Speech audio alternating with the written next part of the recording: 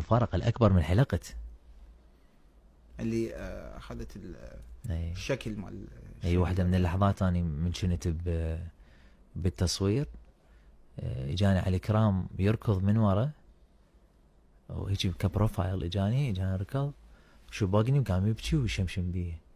وايت علي قلت له علي افصل انا حيدر. مرة من المرات دخلت التصوير بموقع الشركة مال ابو بركات اللي هو انا مستحيل اجيب، يعني ما عندي مشاهد يومهم هناك، يعني فمستحيل حيدر يجي بهذا الموقع مال التصوير. فقاعدين مجتمعين عماد ومصطفى والشباب وكذا لان احنا محتاجهم دائما، يعني حتى على ارض الواقع هم متواجدين ويانا على يصححون مسار العمل في حال نسيان شيء او كذا، من باب المصداقية الحقيقية الكاملة. فدخلت سرمت فتت يجي لابس كاب، وهاي لابس كاب يعني حتى مو شعري وكذا مثل حارث وهاي. فدخلت كان فعماد اندمج دا يسولف كان يسوي هيجي رجع اي هبط.